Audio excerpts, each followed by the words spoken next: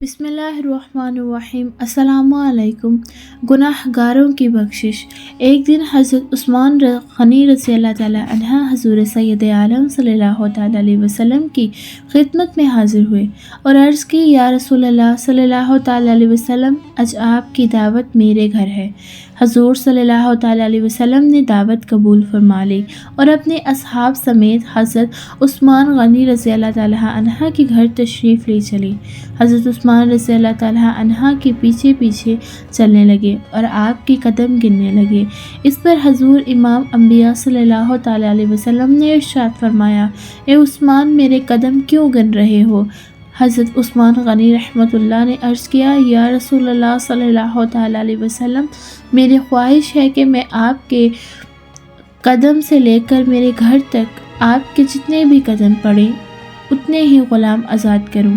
جب اس دعوت سے فارغ ہو کر حضرت علی رضی اللہ تعالیٰ عنہ اپنے گھر تشریف لائے تو حضرت فاطمہ رضی اللہ تعالیٰ عنہ نے دیکھا کہ آپ پریشان ہیں۔ سیدہ نے عرض کیا، آقا، آپ کی پریشانی کی وجہ کیا ہے؟ تو فرمایا، فاطمہ، آج میرے بھائی عثمان نے حضور صلی اللہ تعالیٰ علیہ وسلم کی بڑی شاندار دعوت کی ہے اور حضور صلی اللہ تعالیٰ علیہ وسلم کے ایک ایک قدم کے بدلے اس نے غلام آزاد کیے ہیں۔ کاش ہم بھی حضور کی اس قسم کی دعوت کر سکتے۔ یہ سن کر سیدہ نے عرض کیا، آقا، آپ پریشان نہ ہو، اور فرمایا، حضور صلی اللہ تعالیٰ علیہ وسلم کو آپ بھی دعوت دے کر آئے۔ اور اس پر حضرت علی رضی اللہ تعالیٰ عنہ نے فرمایا، ہم سے اتنا بڑا انتظام اور وہ غلام آزاد کروانے کا سلسلہ کیسے ہوگا؟ سیدہ نے کہا، انشاءاللہ سب کچھ ہو جائے گا۔ سیدہ نے چنانچہ حضرت شیر خدا گئے اور ولی کائنات کو دعوت دے کر آئے۔ سبحان اللہ۔ نبی کریم صلی اللہ تعالیٰ علیہ وسلم نے حضرت علی کی دعوت بھی قبول کر لی اور اپنے ساتھ صحابہ کرام رضوان علیہ السلام اور سب صحابہ کو ساتھ لیا اور اپنی بیٹی فاطمہ کے گھر کی طرف چل پڑے۔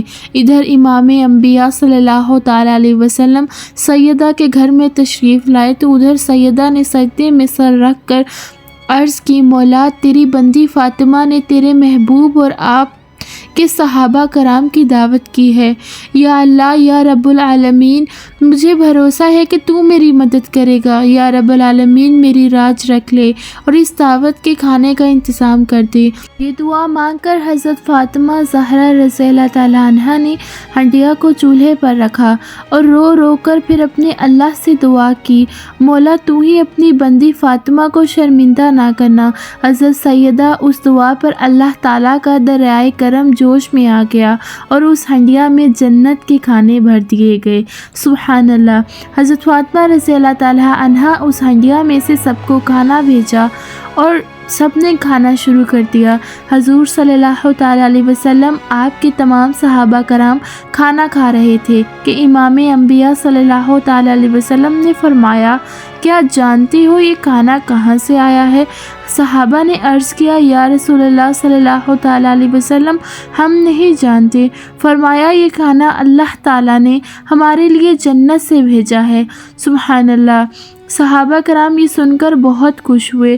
حضور سیدہ حضرت فاطمہ رضی اللہ تعالیٰ عنہ پھر علیحدگی میں گئیں اور سجدے میں جا کر دعا کی، اور حضرت عثمان غنی رضی اللہ تعالیٰ نے، تیرے محبوب نے ایک ایک قدم کے گوشت ایک ایک غلام آزاد کیا ہے، اور مجھ میں اتنی طاقت نہیں جہاں تو نے میری خاطر جنت کے کھانے بھیج کر میری شرم رکھ لی۔ یا اللہ، وہاں تو میری خاطر اپنے محبوب کے ان قدموں کے برابر جتنے قدم چل کر وہ میرے گھر تشریف لائے ہیں، محبوب کی امت کے گناہ گاروں کو جہنم سے آزاد کر دے۔